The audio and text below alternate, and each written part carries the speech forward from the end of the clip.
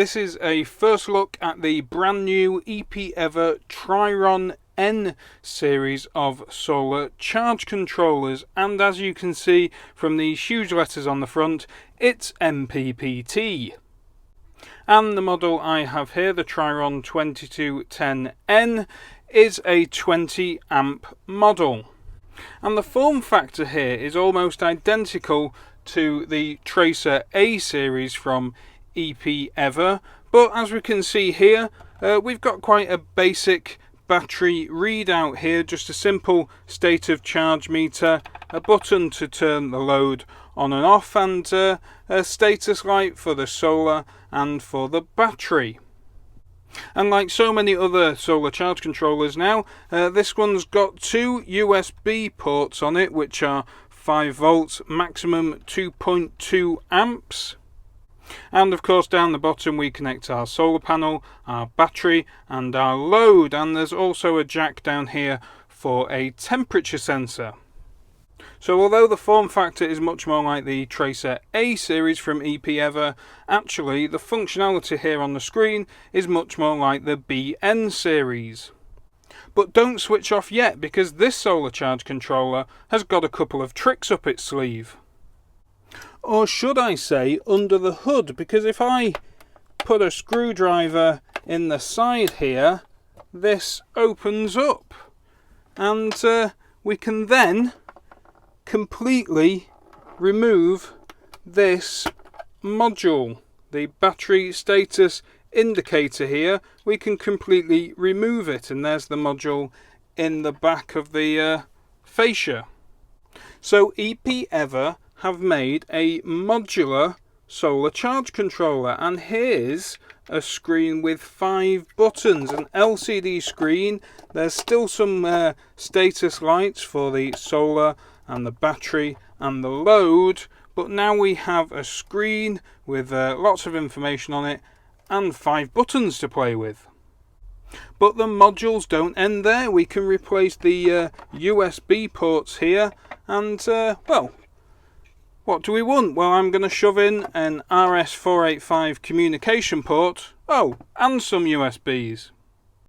So in fact, EPEver are referring to the main unit as a module as well, and it comes in 10, 20, 30 and 40 amp versions.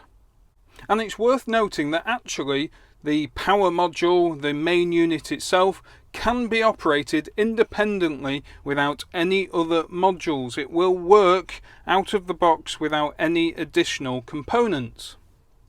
We then get different display modules. This is the DB1 with just the 6 indicator lamps and a power button. This on the left hand side is the DS2, an LCD with 3 indicators and 5 buttons. The DS1 module kind of sits in between these two. It's got an LCD screen and only 2 buttons, much like the Tracer A series and the ViewStar A PWM solar charge controllers. You can in fact also get a blanking plate to just blank this area off entirely. Finally, we have the communication interface modules, and this is the UCOMS module, which is a WSB and an RS485 interface, and as you can see, it's a slave device. And therefore this RS485 port is compatible with the MT50 and the cable, the optional USB cable, and of course the eBox Wi-Fi 01 and the eBox BLE Bluetooth module. At the bottom here we have an RCOMS module, which has the RS485 slave on there, and also a relay output, which is mainly used for switching your inverter on and off. This module here is referred to as the RCOM communication module. It too has a relay and an RS485 port, but on this case it's actually an RS485 master. And I think that's a really interesting idea, because you can connect this straight to your EPEver inverter, and you'll be able to see the parameters of the inverter on the display module here. Finally, it's the double USB communication interface, although I don't believe you can communicate with anything, just charge your mobile phones. And then there is also a blanking plate if you don't want any of these modules. Let me move these out of the way, and shall we take a look on the inside of the unit? So I'll remove the modules that are in there. Now the aluminium heatsink seems to be anodized in black, and I think that looks pretty smart. And there's just 4 screws, the same as the Tracer A, to take out to gain access to the unit. So let's have a look inside. And with 4 screws removed, there we have it. Straight away we can recognise this large inductor here, which does indicate we are seeing a real MPPT solar charge controller, and that's connected by 12 AWG cable into the circuit board here. These clamps suggest that the switching MOSFETs are on the back of the board attached to the heatsink, which is exactly where I'd want them to be. And this is fused at 35 amps there for this 20 amp solar charge controller.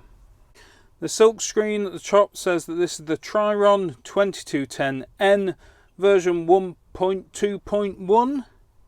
Unfortunately, I can't read what the microcontroller here is because of the conformal coating, which is all over the board to protect it from moisture.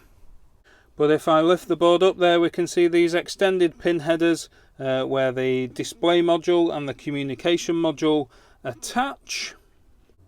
And before I pop the cover on, here are the electrolytics on the input. I would imagine these are 100 volt electrolytic capacitors, and this particular model has a maximum solar input of 100 volts, or actually 92 volts at 25 degrees Celsius operating temperature.